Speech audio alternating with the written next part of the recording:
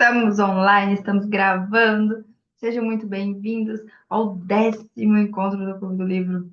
Passou rápido, meu Deus.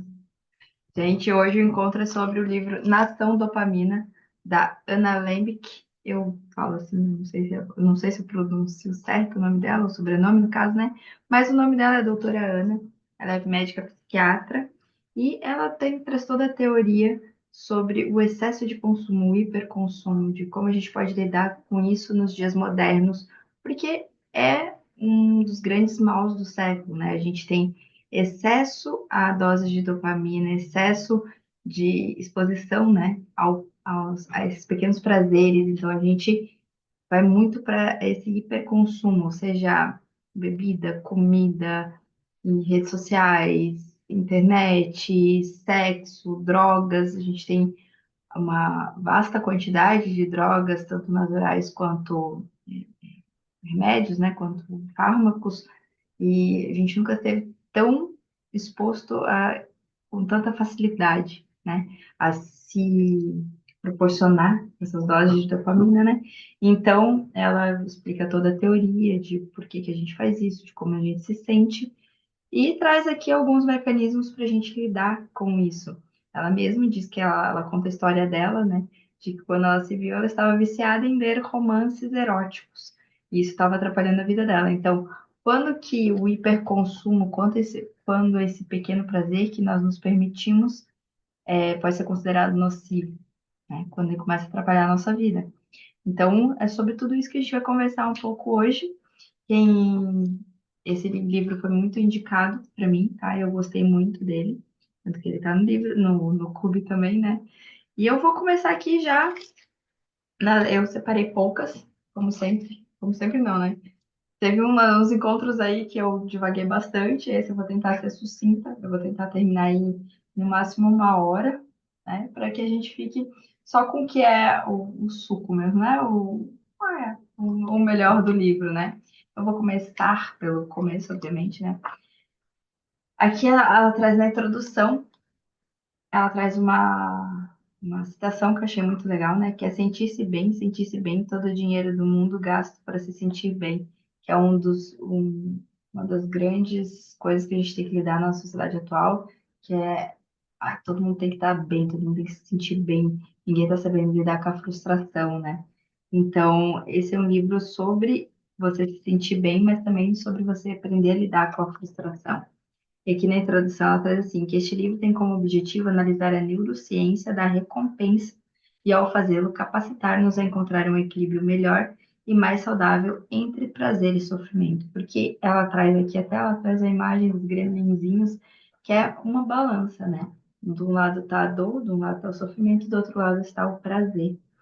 E aqui ela traz que sejam doces ou compras, voyeurismo ou cigarro eletrônico, seja feed de mídia social ou fofoca de WhatsApp, todos nós nos dedicamos a comportamentos que não queríamos ter ou que até certo ponto lamentamos. Este livro oferece soluções práticas para lidar com o consumo compulsivo desenfreado no mundo onde o consumo tornou-se um motivo abrangente da nossa vida. Então, é o que eu estava falando antes, né? O nosso mundo está baseado nisso hoje em dia. A gente tem acesso a muita facilidade. E aqui no primeiro capítulo, ela traz que a definição genérica de adição é o consumo contínuo e compulsivo de uma substância ou um comportamento. Então, jogos, videogames, sexo, apesar do mal que fazem para a pessoa e para os outros. Então, um comportamento contínuo que você tenha, um hábito contínuo que você tenha, ele vai influenciar não só a sua vida, mas a vida daqueles que estão à sua volta também.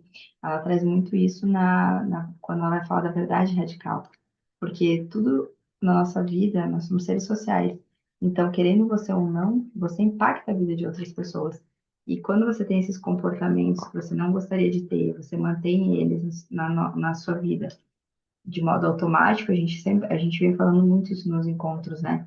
Quando a gente sai do automático, a gente passa a ver que esse comportamento é nocivo, a gente começa a analisar quanto ele pode fazer mal para as outras pessoas que estão à nossa volta também. E ela traz aqui agora eu estou aqui na página 27. Ela traz aqui o nome desse capítulo, é Nossas Máquinas Masturbatórias. Por quê? Porque ela tinha um paciente que construía máquinas de masturbação. Então ele evoluiu tanto no, no consumo de pornografia dele, que ele inventou uma máquina que fazia tudo no ritmo da música, no ritmo do vídeo, enfim. Então nós todos acabamos fazendo isso, né, com os nossos comportamentos, com as nossas adições. A gente se torna mestre naquilo que a gente, né? Ah, eu vou beber escondido, ah, eu vou, né? Então ela conta que ela traz uma série de casos de pacientes dela, além dos casos dela, do mestre dela, para mostrar para gente como é que funciona, né? A mente do adito, do, de quem mantém esses comportamentos, né? Aqui ela traz que, apesar dos fatores de risco, o maior acesso a substâncias aditivas pode ser o fator de risco mais importante para as pessoas modernas. O suprimento criou demanda, uma vez que todos nós caímos presas do vórtice de um uso compulsivo e desenfreado. E aqui, do que seja, gente, o nosso mundo tornou a demanda muito grande do que quer que seja. Eu estava ouvindo falar sobre. Ah, não, foi no livro que eu li, peraí, a gente vai chegar lá. A nossa economia de dopamina, o que o historiador David Corr chamou de capitalismo límbico, está conduzindo esta mudança, auxiliada pela tecnologia transformadora que aumentou não apenas o acesso, como também o número, a variedade e a potência das drogas. É aquilo que eu estava falando antes, a gente nunca teve no mundo tanta disponibilidade de recursos para gerar dopamina no cérebro. Antigamente a gente tinha que andar mais, a gente tinha que trabalhar mais, a gente tinha que fazer, o acesso era dificultado. Você tinha menos tempo para aquilo também. Hoje em dia a gente passa muito mais tempo no ócio, muito mais tempo parado, sentado, tudo chega a gente não tem que ir atrás. Então isso aconteceu com as drogas também. Eu tô ali, eu perco tempo na rede social, eu fico me comparando com o vizinho, e tudo, sobre tudo isso a gente vai falar hoje ainda. E aqui ela, na página 33 para mim, está assim, sobre a internet. Que a internet estimula um consumo compulsivo desenfreado, não apenas fornecendo maior acesso a drogas velhas e novas, mas também sugerindo comportamentos que, de outro modo, poderiam nunca nos ter ocorrido. Os vídeos não se tornam apenas virais, eles são literalmente contagiosos. Daí o surgimento do meme. Seres humanos são animais sociais. Quando vemos outras pessoas comportando-se de certa maneira online, esses comportamentos parecem normais, porque pertencem a outras pessoas. Somos como bandos de pássaros. Assim que um de nós levanta voo, todo o nosso bando eleva-se no ar. Então, a rede social, além a internet, esse mundo digital e conectado que a gente vive, além de fornecer um maior uso, uma maior facilidade, ela torna comportamentos que antes seriam restritos, que você não veria, socialmente aceitáveis e copiáveis. A gente vê hoje casos de influencers divulgando jogos de azar, né? Que a gente sabe que muita gente perde dinheiro. Isso se torna aceitável, isso influencia outras pessoas. Mesma coisa, cigarros eletrônicos, a gente vê muita influência jovem com pod, e os adolescentes entrando nessa era de cigarro eletrônico. Então, isso todos são comportamentos aditos, fazem parte do hiperconsumo para tentar conseguir dopamina. Para conseguir dopamina, não para tentar conseguir. Só que a gente vai ver depois na balança, quanto mais a gente consome, mais a gente entra no sofrimento também, porque é a mesma balança, né? No mundo, 70% das mortes são atribuídas a fatores de riscos comportamentais modificáveis, como fumar, inatividade física e dieta. Os principais riscos globais para a mortalidade são pressão alta, consumo de tabaco, nível elevado de açúcar no sangue, inatividade física e obesidade. Isso quer dizer que 70% das mortes, se a gente mudar o comportamento, se a gente mudar esse hábito de consumo, de hiperconsumo, a gente conseguiria evitar. Então, a pessoa sedentária, a pessoa consegue mudar o sedentarismo. A pessoa fuma, a pessoa consegue parar de fumar se ela quiser. É difícil, é? Ela é uma adita, ela tem um vício, ela tem um hábito de comportamento nocivo, mas ela poderia mudar. Só que as pessoas não mudam e isso acaba levando elas a óbito. E ela traz aqui sobre o que eu falei antes, que é a nossa política mundial do bem-estar. A gente tem procurado o bem-estar acima de qualquer coisa, a felicidade pessoal acima de qualquer coisa. A gente tem tentado suprimir o sofrimento. É isso que eu vejo, que muitas pessoas não se fala mais em aceitar, em aceitação na dor, em viver o luto. Não, toma aqui um remédio. A sociedade do medicamento está muito forte. Então, eu não consigo mais viver um luto saudável. Eu já sou medicada, eu já quero ser medicada para não ter que sentir aquilo, para não ter que confrontar a minha dor, para não ter que confrontar o mundo. E esse negócio do seja feliz, do bem-estar, tá em todo lugar. E ela traz aqui que a busca da felicidade pessoal tornou-se uma máxima moderna, acabando com outras definições de boa vida. Lembra quando eu acho que a gente falou no jeito Harvard de ser feliz, que é da vida significativa, do bem-estar subjetivo, da felicidade autêntica, que não é você estar feliz o tempo todo, não é você estar alegre o tempo todo, é você encontrar o significado na vida. Isso vai te trazer uma sensação de bem-estar duradoura, significativa, mas não é aquela alegria, a inundação de dopamina todo o tempo. Então, ela traz que aqui que a busca da felicidade pessoal tornou-se uma máxima moderna, acabando com outras definições de boa vida. Até atos de generosidade em relação a outras pessoas são enquadrados como estratégia para uma felicidade pessoal. O altruísmo não é mais um bem em si mesmo, passou a ser um verdadeiro veículo para o nosso próprio bem-estar. Gente, só um minutinho. Então, ela traz aqui, né, que até as religiões têm se adaptado. Antes você ia ser punido, aí hoje em dia já não é bem assim. Faça, mas, né, você tem que fazer isso, mas desde que te faça bem. Então, várias coisas na nossa sociedade estão sendo adaptadas para buscar a felicidade pessoal, o bem-estar, né? Você tem que estar bem a qualquer custo. Até a criação das crianças, ela traz aqui, né, que considerar as crianças como psicologicamente frágeis é um conceito tipicamente moderno. Nos velhos tempos, as crianças eram consideradas adultos em miniatura, totalmente formadas desde o nascimento. E hoje, muitos pais que ela atende se sentem aterrorizados de fazer ou dizer alguma coisa que deixará o filho ou a filha com uma cicatriz emocional, criando assim condições, segundo o pensamento corrente, para que eles tenham mais tarde um sofrimento emocional e até mesmo uma doença mental. Essa noção, que é a noção de que os pais causam os traumas, né, pode ser atribuída a Freud, Freud, Freud, cuja contribuição psicanalítica inovadora era de que as experiências na primeira infância, até as esquecidas por um mau tempo ou fora do conhecimento consciente, podem causar danos psicológicos duradouros. Infelizmente, a visão de Freud de que um trauma na primeira infância pode influenciar a psicopatologia adulta transformou-se na convicção de que toda e qualquer experiência desafiadora nos prepara para o sofá da psicoterapia. Mas o que acontece no fato é que o fato da parentalidade e da educação terem conhecimento da psicologia do desenvolvimento é uma evolução positiva. Deveríamos reconhecer o valor de cada pessoa, independente do seu desempenho, parar com a brutalidade física e emocional no pátio escolar e em todos os outros lugares e criar espaços seguros para pensar, aprender e discutir. Mas temo que tenhamos higienizado demais e patologizado demais a infância, criando nossos filhos no equivalente a uma cela acolchoada, sem possibilidade de se machucarem, mas também sem meios para se preparar para o mundo. Dessa forma, a gente cria crianças hoje em dia que não sabem lidar com a frustração, que a gente acolchoou demais. Os pais têm feito isso. E agora a gente está vendo um retorno ao equilíbrio. Eu sempre falo muito, né? O equilíbrio é fundamental. A gente não pode achar que a pessoa nunca vai sofrer, que a gente nunca vai sofrer, que a gente nunca vai estar frustrado, mas a gente tem que aprender a lidar com isso, e isso é muito da inteligência emocional. E da mesma forma que, né, que a evolução da educação das crianças, né, a prática da medicina também tem se transformado por conta do nosso esforço em prol de um mundo sem sofrimento.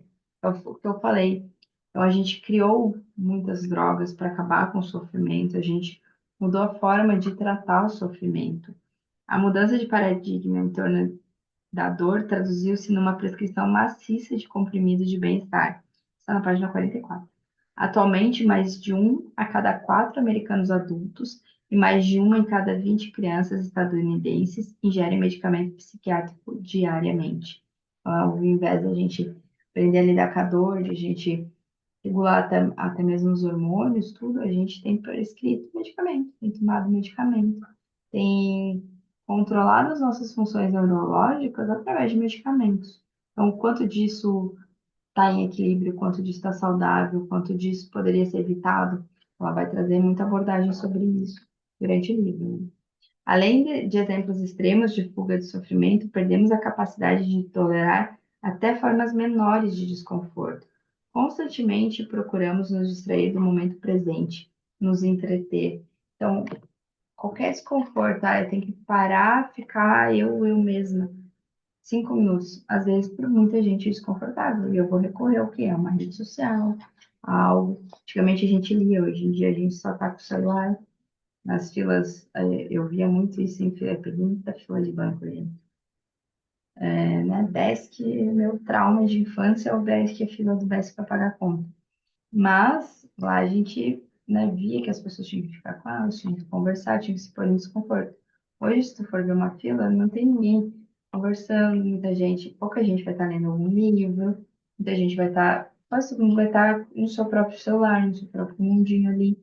E isso pode ser uma fuga de desconforto momentâneo. Então, é pequena, é um caso extremo, você pode falar para mim, mas tudo isso junto vai causar o grande, né? Então, ela traz aqui que é caminhar, caminhar sem escutar nada, só deixando seus próximos pensamentos virem à tona. Foi uma da abordagem que ela tentou com uma das pacientes dela. E ela trouxe que é uma maneira de se familiarizar com você mesmo, de deixar sua experiência se revelar sem tentar controlá-la ou fugir dela. Toda essa sua distração com dispositivos pode estar contribuindo para a depressão e a ansiedade. É muito exaustivo se evitar o tempo todo.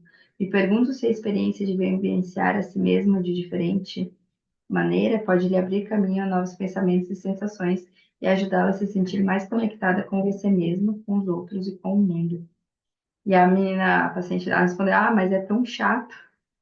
Aí ela disse: É verdade, mas a chatice não é só chata, também pode ser apavorante. Ela nos força a encarar questões maiores de significado e propósito. A chatice também é uma oportunidade para descobertas e invenções.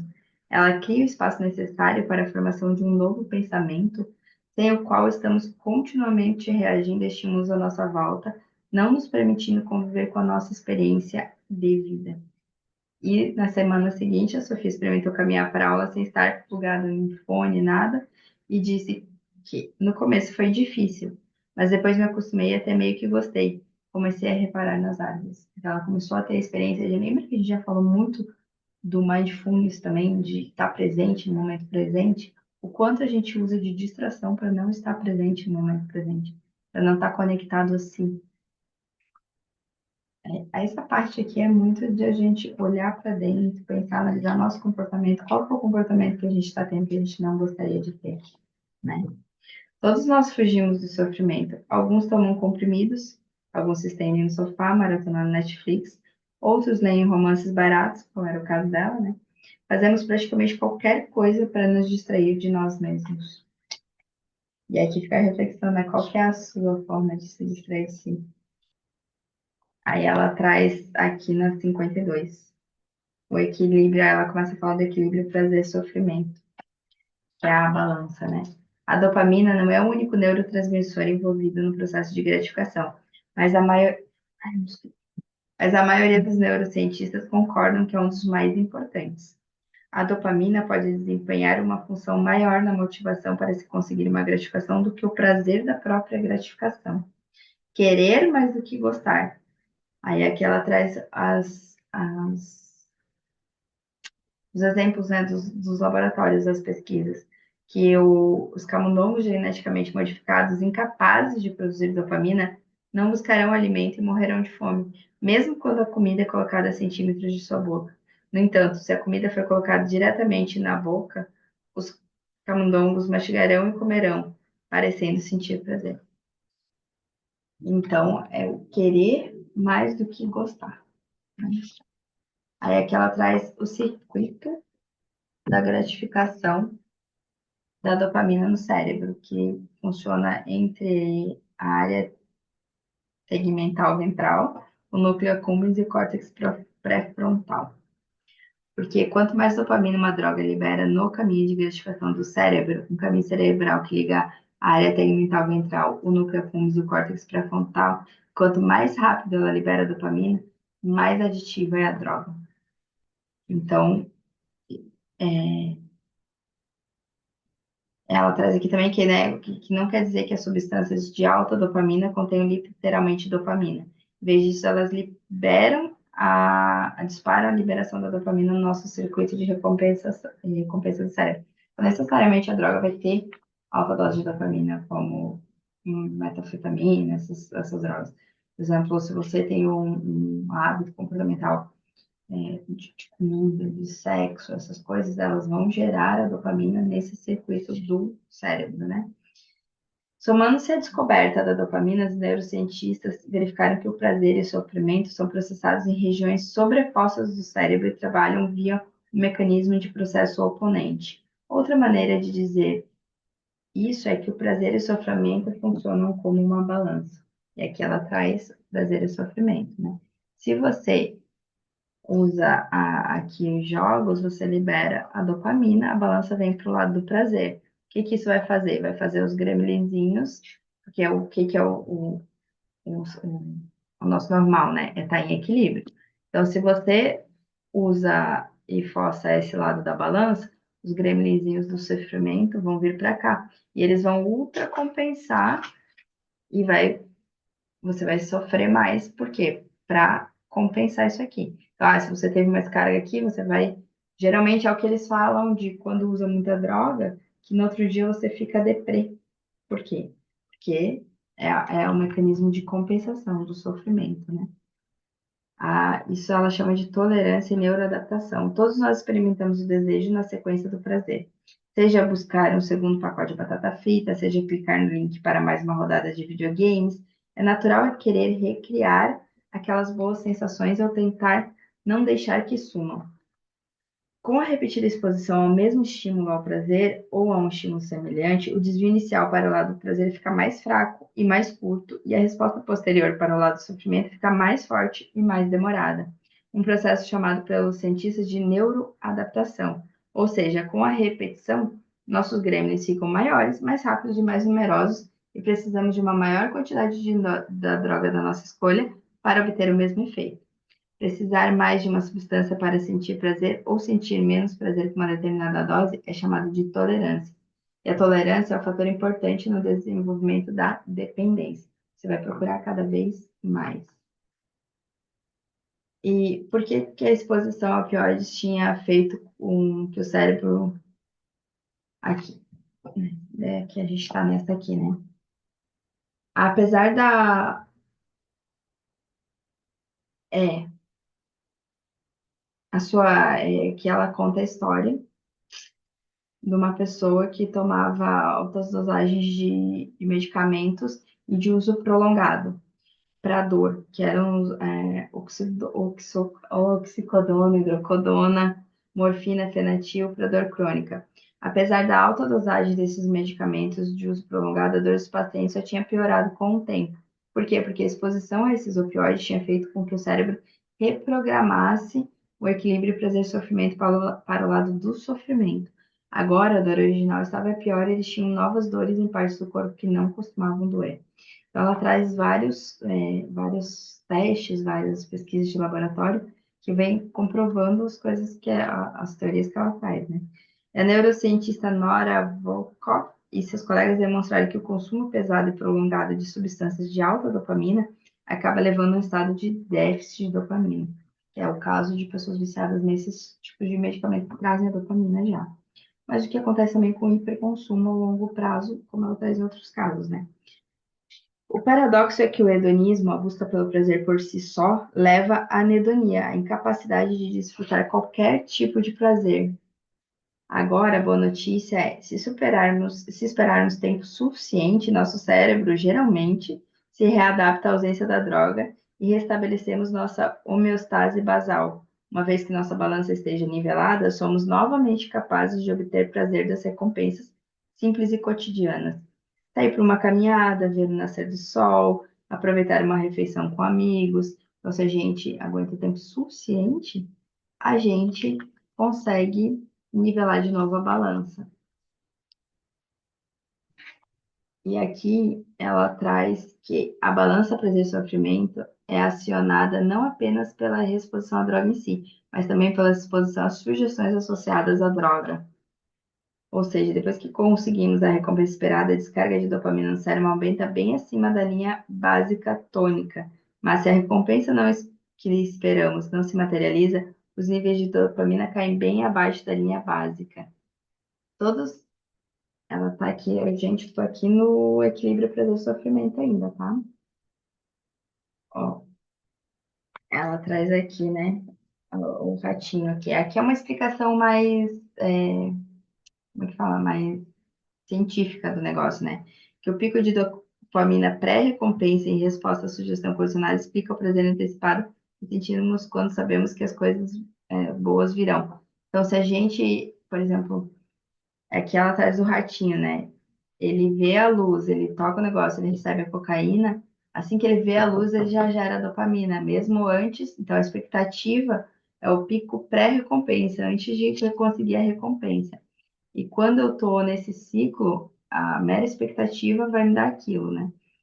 E se não é cumprido, aí eu fico feliz. Mas se não é cumprido, eu fico mais abaixo do que eu tava de tristeza antes, de decepção, né? Ela traz aqui que todos nós vivenciamos a decepção de expectativas não cumpridas. Para começo de conversa, uma recompensa esperada que não se materializa é pior do que uma recompensa nunca prevista. Isso é a frustração.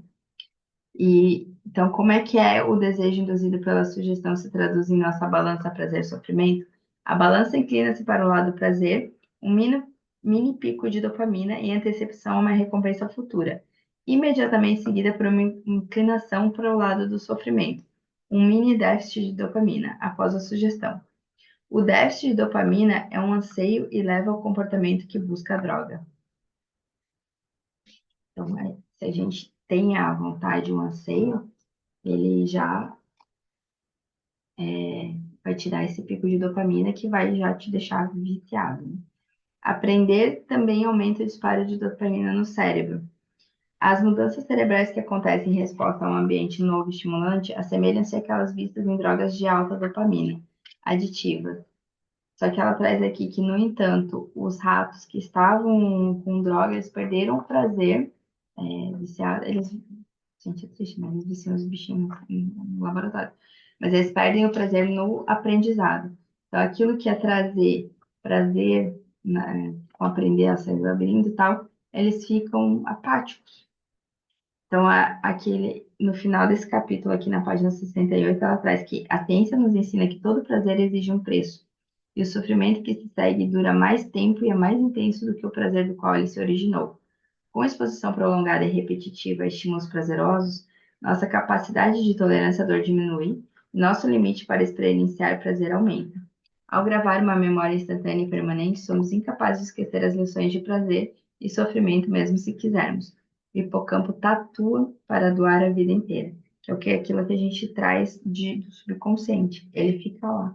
Então você aprende o que é bom, você aprende o que é ruim. Aí aqui ela traz a fórmula, o do autocomprometimento, né? O jejum, a primeira coisa, quando você tem esse comportamento, quando você descobre que aquilo está te fazendo mal, é você fazer um jejum de dopamina. E ela traz um acrônimo que ela usa nos pacientes para que eles consigam perceber, para que eles consigam sair dali também, né? E a dopamina mesmo, né? O D significa dados, que ela começa reunindo os fatos simples de consumo. No caso, se você tem alguma droga, quanto você consome dessa droga, que dias você consome, você bebe álcool todo dia, você não bebe álcool todo dia, o que te leva a beber álcool, o que não te leva a beber álcool. Se você tem vício em internet, quantas horas por dia você passa ali, vício em rede social, quantas horas, né? Isso são os dados. Aí o O significa objetivos. A letra O significa objetivos de uso. Mesmo um comportamento aparentemente irracional provém de alguma lógica pessoal. As pessoas usam substâncias e comportamentos com alta dopamina por diversos motivos. para se divertir, se adaptar, aliviar o tédio, lidar com medo, a raiva, a ansiedade, a insônia, a depressão, a desatenção, a dor, a fobia social, e a lista não para. Então, qual que é o seu objetivo ao usar essa droga? Essa droga, eu falo essa droga no sentido geral, né? Mas é para manter esse hábito, esse comportamento. E o P significa os problemas relacionados ao uso. Quais problemas você consegue ver relacionados ao uso da sua droga de escolha? Ah, eu passo muito tempo lendo, eu passo muito tempo na rede social, eu perco tempo com a minha família, não estou conseguindo bater minhas metas, eu estou procrastinando tudo, eu estou engordando, se é problema com alimento, falta de exercício, enfim. Qual que são os problemas associados? E se você consegue parar por um tempo, muitas vezes você não consegue ver o problema agora, se ela sugere passar 30 dias sem, depois, sem a droga escolha, você consegue ver durante esse tempo, ao se afastar do uso, você consegue ver a verdadeira relação causa e efeito, a verdadeira relação do que está acontecendo. E o A significa abstinência, que é você ficar um tempo sem. E a abstinência ela traz que é necessária para restaurar a homeostase e com ela a capacidade de obter prazer de recompensas menos potentes, bem como haver a verdadeira causa e efeito entre nosso uso de substância e a maneira como nos sentimos. Colocando em termos da balança prazer-sofrimento, o jejum de dopamina permite-nos um tempo suficiente para que os gremlins se afastem da balança e ela retorne à posição nivelada. A questão é de quanto tempo as pessoas precisam se abster para experimentar os benefícios do cérebro por ter parado. Ela traz aqui que a maior parte das pessoas estão 30 dias, mais ou menos. Algumas vão precisar mais, algumas vão precisar menos, alguns vão precisar para a vida inteira. Mas, enfim, 30 dias é o que ela normalmente indica de jejum para analisar, para voltar a analisar, né? E o M significa mindfulness, como a gente falou em várias ocasiões antes, né? Ou atenção plena. O mindfulness é um termo tão banalizado agora que perdeu um pouco do seu significado. Desenvolvida na tradição espiritual budista de meditação, foi adotado e adaptado pelo Ocidente como uma prática de bem-estar em muitas disciplinas diferentes. Penetrou tão profundamente na consciência ocidental que agora virou rotina ensinar essa técnica nas escolas de ensino infantil dos Estados Unidos. Mas o que é de fato mindfulness? Mindfulness é simplesmente a capacidade de observar o que o nosso cérebro está fazendo, enquanto estiver fazendo, sem julgamentos. E é mais difícil do que parece. O órgão que usamos para observar o cérebro é o próprio cérebro. Esquisito, não é? A gente já falou disso em outros livros também, né? E ele exige que nós enxerguemos nossos pensamentos e nossas emoções separados de nós e, no entanto, ao mesmo tempo, parte de nós é ligar o eu observador, botar a luz no pensamento, no sabotador, como eu sempre falo, né? Você bota a luz sobre o comportamento. Você passa a observar o seu comportamento como se você estivesse de fora. E né, no Mindfulness, excluir o julgamento é essencial. Ele é importante para a prática de Mindfulness, porque é assim que começamos a condenar o que o nosso cérebro está fazendo, do tipo, eita, por que eu pensaria isso? Só um caso perdido, uma loucura. Nesse momento, nós deixamos de ser capazes de observar. Ficar na posição de observador é essencial para conhecer nosso cérebro e nós mesmos de uma maneira nova. Então, o M significa mindfulness. E o I, do PAMI, estamos no I, significa insight. Ela tem visto repetidamente vezes em tratamento clínico e na própria vida dela como simples exercício de se abster da droga de escolha por pelo menos 4 semanas dá um insight esclarecedor sobre o nosso comportamento. Um insight que simplesmente não é possível enquanto continuamos usando. E o N significa novos passos. Aí você traça os novos passos que você vai seguir a partir dali depois dessas 4 semanas. É então que eu pergunto aos meus pacientes o que eles querem fazer depois de seu mês de abstinência. A grande maioria deles, dos que conseguem se abster por um mês e vivenciar os benefícios da abstinência, mesmo assim querem voltar a usar sua droga, mas querem usá-la de um jeito diferente do que usavam antes. O tema onipresente é que querem usar menos. Então, você consegue estabelecer parâmetros de uso. Ah, eu quero continuar tendo a rede social, me abstive 30 dias da rede social, mas eu quero continuar tendo. Como é que você vai usar? como é? Aí você consegue inserir, dependendo da droga nunca vai conseguir ser inserida, mas dependendo da droga, você consegue dar uma nova forma de uso, né? E o E é dopamina, só que em inglês é dopamine, né? Então, o E significa experimento. É o que ocorre quando os pacientes voltam para o mundo amados com um novo ponto de ajuste da dopamina, uma balança equilibrada de prazer e sofrimento e um plano de como mantê-la equilibrada. Mas e aí você tem uma nova forma de uso, né? E vai testar. Daí ela traz aqui, mas se os pacientes dependentes de comida ou de smartphone, drogas que não podem ser totalmente largadas, a questão de como moderar está se tornando cada vez mais importante na vida de hoje por causa da absoluta onipresença de bens de alta dopamina, tornando-nos todos muito mais vulneráveis a um hiperconsumo compulsivo, mesmo quando não correspondemos aos critérios clínicos para a dependência.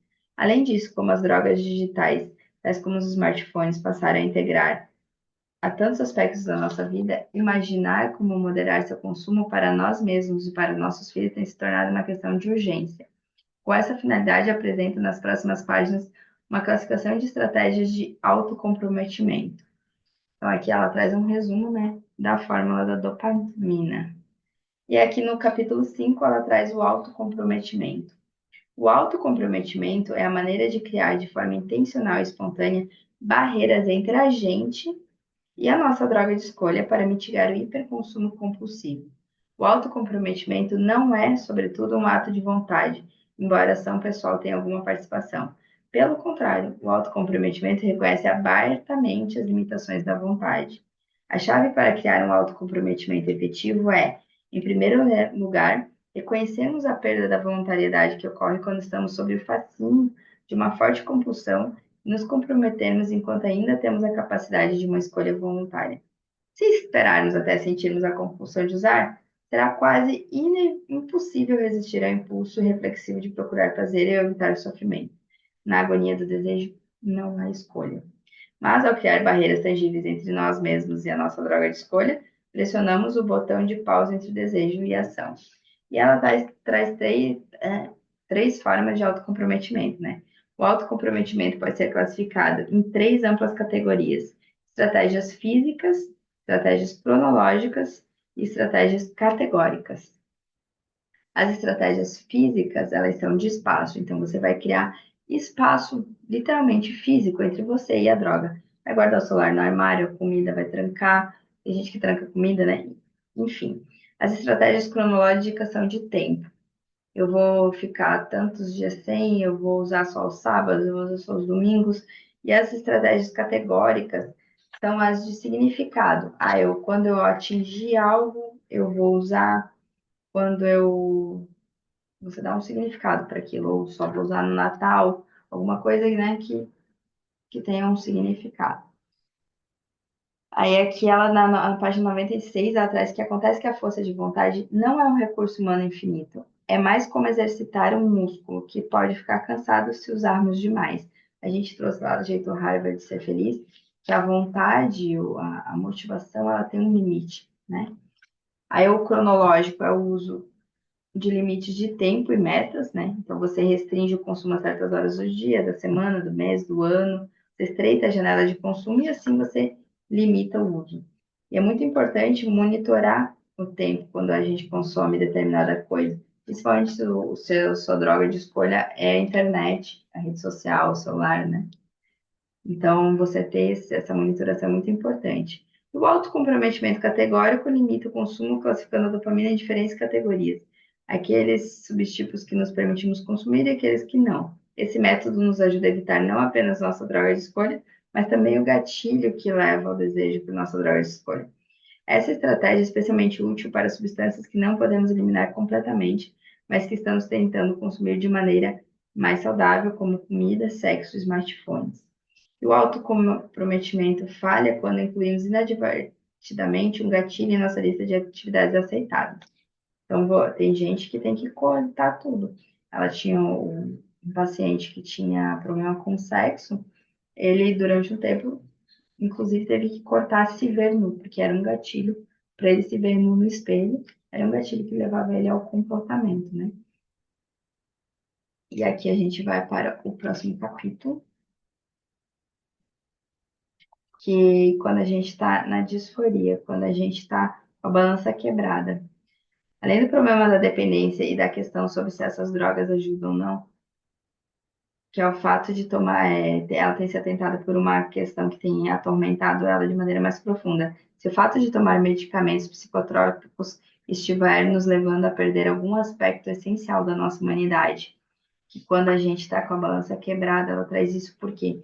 Porque muita gente se vê muito dopada e não consegue nem ver o lado bom mais da vida. Ela E isso ela traz para ela, ela traz para a história dela daí, né? Que quando ela entendeu o comportamento dela, ela coloca aqui que não vou me diminuir mais para me adequar ao mundo. E alguém de nós deveria, ao nos medicarmos para nos adaptar ao mundo, a que tipo de mundo estamos nos ajustando? Sob disfarce de tratar dor e doença mental, estaremos tornando grandes segmentos da população bioquimicamente indiferentes às circunstâncias intoleráveis? Pior ainda, os medicamentos psicotrópicos tornaram-se um meio de controle social, em especial dos pobres, desempregados e marginalizados, porque ela diz que a maior quantidade de receitas está nesse meio de pessoas que estão se tornando apáticas, que não conseguem nem ver o bom nem ver o mal. Por quê? Porque tudo é medicamentado hoje. Aí aqui ela traz também sobre pressionando, esse capítulo aqui é pressionando o lado do sofrimento, que o banho gelado, exercício físico, você pressiona o lado do sofrimento e ele gera o prazer. Então você estimula conscientemente a dor para que regule a balança e daí você tem um prazer melhor e mais prolongado, que é você se pôr em situações de desconforto. Que a água fria, ela sempre foi um tratamento, né? Tem muita gente que vai entrar em banheira de gelo, hoje em dia tudo. É justamente isso, porque tem uma explicação lógica, científica para isso, né?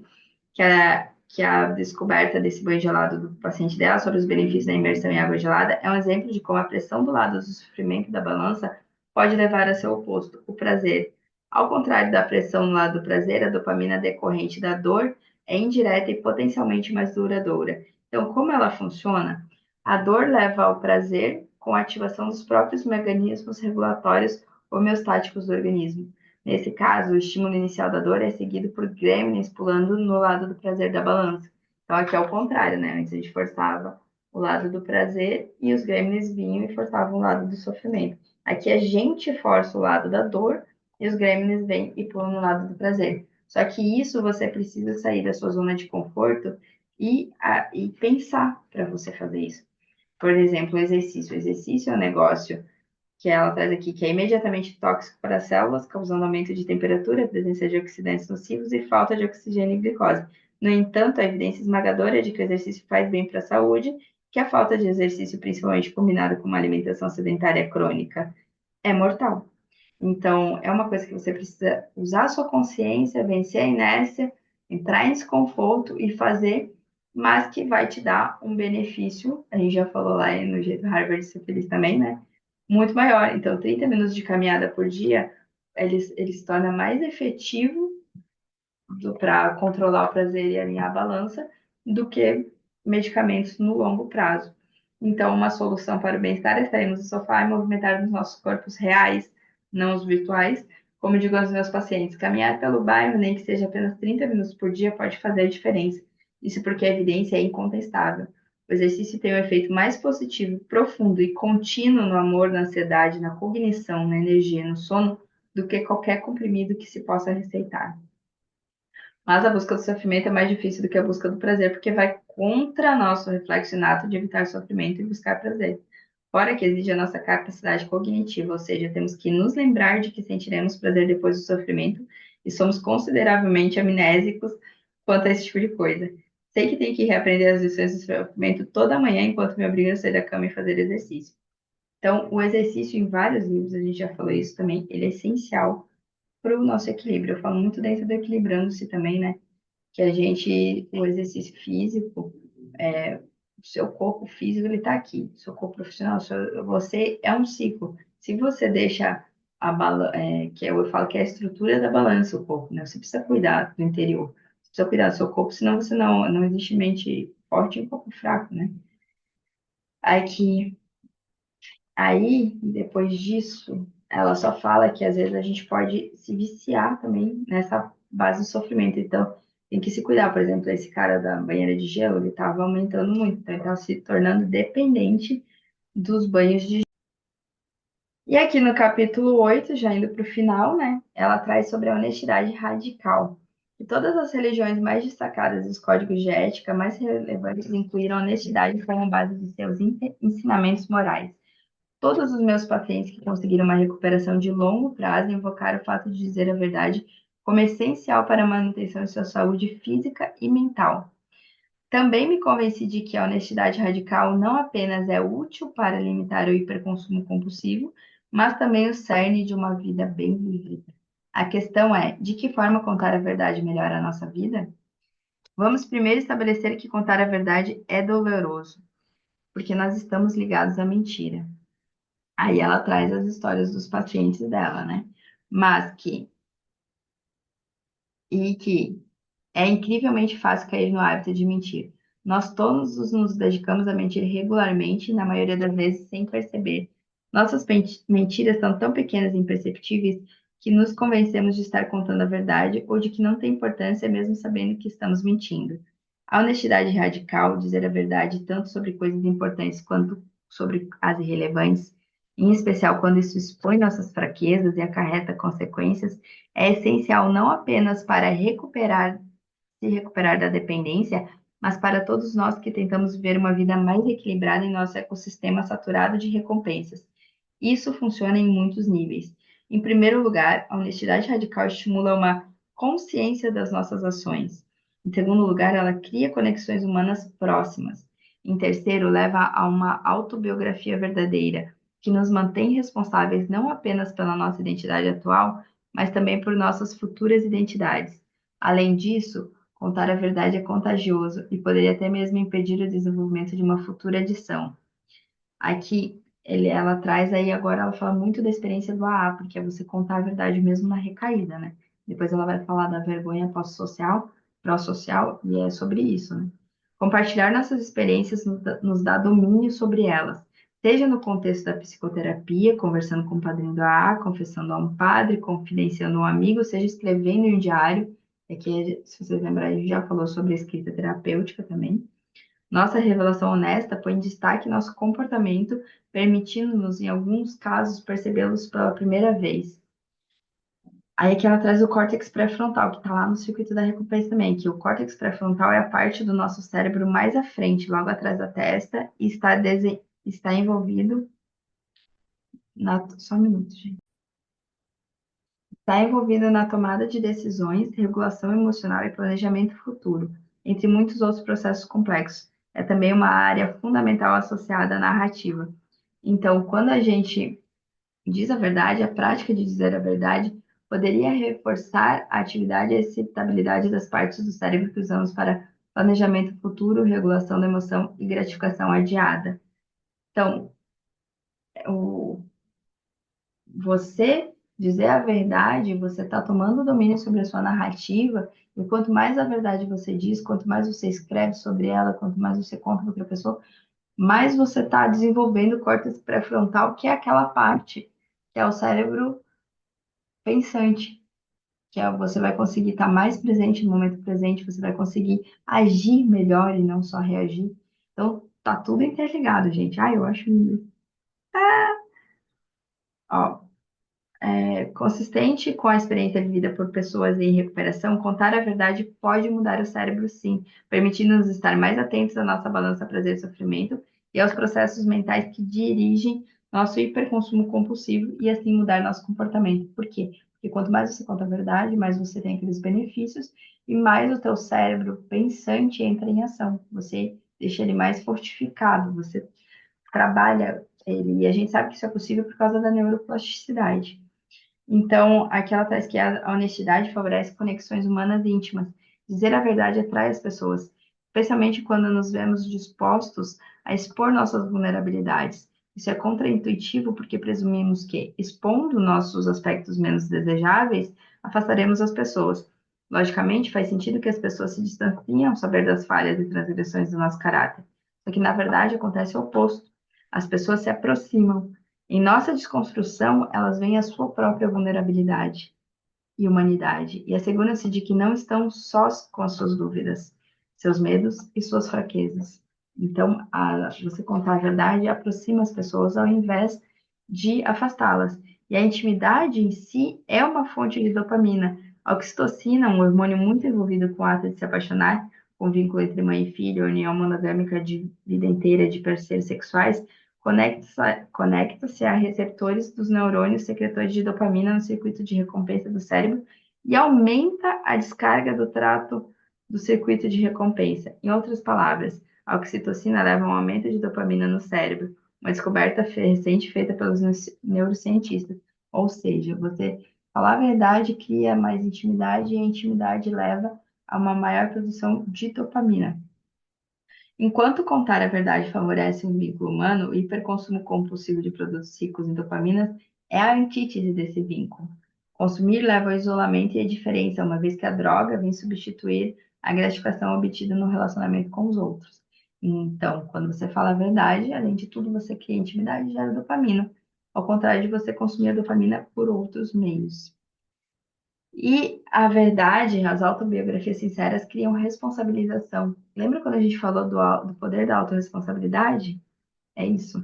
Verdades simples individuais sobre nossa vida diária são como elos em uma corrente que forma narrativas autobiográficas verídicas. As narrativas autobiográficas são um parâmetro essencial de tempo vivido. As histórias que contamos sobre nossa vida não apenas servem de medida do nosso passado, mas também podem moldar o comportamento futuro. A maneira como contamos nossas histórias pessoais é um sinalizador e um indicativo de saúde mental. Pacientes que contam histórias em que, na maioria das vezes, são a vítima e quase nunca assumem a responsabilidade por resultados nocivos com frequência, não estão bem e permanecem assim. Estão concentrados demais em culpar os outros para ir direto ao assunto de sua própria recuperação. Por outro lado, quando os pacientes começam a contar histórias que retratam em detalhes sua responsabilidade, eu sei que eles estão melhorando. A narrativa da vítima reflete uma tendência social mais ampla, em que estamos inclinados a nos ver como vítimas das circunstâncias, merecendo compensação ou recompensa por nosso sofrimento. Mesmo quando as pessoas foram vitimadas, se a narrativa nunca for além da vitimização, é difícil haver a cura. É isso que a gente discutiu muito lá no Poder da Autorresponsabilidade. Enquanto eu estou no papel de vítima, eu não estou no papel de senhor do meu destino. Eu não estou no comando da minha vida. Então, quando eu saio desse papel é que eu consigo mudar. E a autobiografia, a verdade, a honestidade radical torna isso possível. E aqui ela traz na 182 a mentalidade da fartura versus a mentalidade da escassez. Contar a verdade gera uma mentalidade de fartura. Mentir gera uma mentalidade de escassez. Quando as pessoas à nossa volta são confiáveis e dizem a verdade, inclusive mantendo as promessas que fazem, sentimos-nos mais confiantes em relação ao mundo e ao nosso próprio futuro. Sentimos que podemos não apenas contar com elas, mas também com o mundo, que o mundo seja um lugar organizado, previsível e seguro. Até em meio à escassez, sentimos-nos confiantes de que as coisas terminarão bem. Essa é a mentalidade da fartura. Agora, quando as pessoas à nossa volta mentem e não mantêm suas promessas, sentimos-nos menos confiantes em relação ao futuro. O mundo passa a ser um lugar perigoso, onde não se pode contar que seja organizado, previsível ou seguro. Entramos em modo competitivo de sobrevivência e privilegiamos ganhos a curto prazo aos de longo prazo, independente da verdadeira riqueza material. Essa é a mentalidade da escassez. Então, assim como é possível ter uma mentalidade de escassez em meio à fartura, também é possível ter uma mentalidade de fartura em meio à escassez. A sensação de plenitude, do bem-estar subjetivo, tem origem além do mundo material. Acreditar em ou trabalhar para alguma coisa fora de nós mesmos e adotar uma vida rica em relações humanas e significado pode funcionar como um agregador social, dando-nos uma mentalidade de fartura até em meio à pobreza abjeta. Encontrar conectividade e sentido exige honestidade radical. E aqui ela traz dois dos conceitos lá da fórmula da felicidade autêntica, do PERMA, que é o relacionamentos saudáveis, relacionamentos positivos e o significado.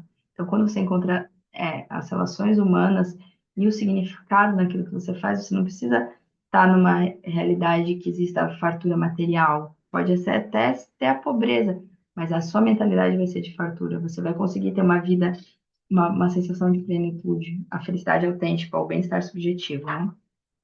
E aqui a gente está caminhando para o final do livro, que é a vergonha pró-social. Ela traz um comparativo entre a vergonha ruim, a vergonha destrutiva, em que você conta e as pessoas não te acolhem, e a vergonha pró-social, que é a vergonha do Alcoólicos Anônimos, por exemplo. Na vergonha destrutiva, você tem o hiperconsumo, aí você se sente culpado, aí você conta e você é isolado, ou você mente e se isola para que as pessoas não descubram, para que você não saia daquele meio. E a vergonha pró-social, que é o modelo do AA, você conta, você tem o hiperconsumo, você sente a vergonha, você tem a honestidade radical, você conta e você aceita. Então você consegue quebrar o ciclo, que no outro é destrutivo porque você fica no ciclo do hiperconsumo, né? Você se isola, você hiperconsome de novo, você se culpa. Ali você tem honestidade radical e você é aceito e sai do hiperconsumo. Então, o Alcoólicos Anônimos é uma organização modelo para a vergonha pró-social. A vergonha pró-social do AA potencializa a adesão às normas do grupo. Você é aceito, você tem uma comunidade ali, né? E ali ela fala muito dos 12 passos também do AA que você pode usar para todo o hiperconsumo na sua vida, né? Que é você se aceitar, você fazer o inventário, você pensar o que você pode mudar hoje, como o seu comportamento está afetando aquilo, como o seu comportamento está gerando aquilo, sabe? E agora, na conclusão, a gente está no final já, que é as lições de equilíbrio, né? Todos nós desejamos um respiro do mundo, uma pausa dos padrões impossíveis que com frequência estabelecemos para nós mesmos e para os outros. É natural que procurássemos um alívio das nossas próprias ruminações incansáveis. Por que eu fiz isso? Porque eu não posso fazer? É aí que a gente foge, tem a fuga para o hiperconsumo, né? Da droga da nossa escolha. Mas e se, em vez de tentar escapar do mundo para esquecer, corrermos em direção a ele? E se, em vez de deixar o mundo para trás, mergulharmos de cabeça nele? Incentivo você a procurar uma maneira de mergulhar a fundo na vida que lhe foi dada, a parar de fugir do que quer que você esteja querendo escapar, e, em vez disso, parar e encarar seja lá o que for. Então, eu desafio você a andar nessa direção. Assim, o mundo pode se revelar a você como algo mágico e inspirador, do qual não é necessário fugir. Em vez disso, o mundo pode se tornar algo em que vale a pena prestar atenção. Os ganhos de encontrar e manter equilíbrio não são imediatos nem permanentes, exigem paciência e manutenção. Temos que estar dispostos a seguir em frente, apesar da incerteza de que nos espera. Temos que ter fé de que as atitudes de hoje, que parecem não ter impacto no momento presente, estão de fato se acumulando em direção positiva que nos será revelada apenas em um momento desconhecido no futuro. Práticas saudáveis acontecem no dia a dia. Estamos aqui no final, mas poderia ser apenas o começo de uma nova maneira de abordar o mundo hipermedicado, hiperestimulado, saturado de prazeres dos nossos dias. Pratique as lições do equilíbrio para olhar em retrospecto e enxergar a luz do seu progresso. É um final muito bonito, é muito, muito bom. Espero que vocês tenham gostado também do livro, né? E aqui, um breve resumo são as lições do equilíbrio. A busca incessante, lição 1. A busca incessante do prazer e a fuga do sofrimento leva ao sofrimento. 2. A recuperação começa com a abstinência. 3. A abstinência reconfigura o circuito de gratificação do cérebro e, com ele, nossa capacidade de sentir alegria nos prazeres mais simples. 4. O autocomprometimento cria espaço literal e metacognitivo entre o desejo e o consumo, uma necessidade moderna em nosso mundo saturado de dopamina. 5. Os medicamentos podem restaurar a homeostase, mas pense no que perdemos em eliminar nosso sofrimento com remédios. 6. Pender um pouco para o lado do sofrimento reconfigura nosso equilíbrio para o lado do prazer. 7. É preciso estar atento para não se tornar dependente do sofrimento. 8. A honestidade radical impulsiona a conscientização, amplia a intimidade e favorece uma mentalidade farta. 9. A vergonha pró-social confirma que pertencemos à tribo humana. E 10. Em vez de fugir do mundo, podemos encontrar escapatória ao mergulhar nele. Então, esse foi o nosso livro de outubro. Espero que vocês tenham gostado muito, eu gostei muito. Esses foram os meus insights. Se você está vendo gravado aqui, né? Compartilha aí os seus insights também para mim, comigo aqui embaixo nos comentários, né? Ou lá na comunidade. E o nosso livro de novembro é o Hábitos Atômicos. O cronograma vai estar lá na comunidade. E eu espero vocês no próximo encontro. Então, até mais.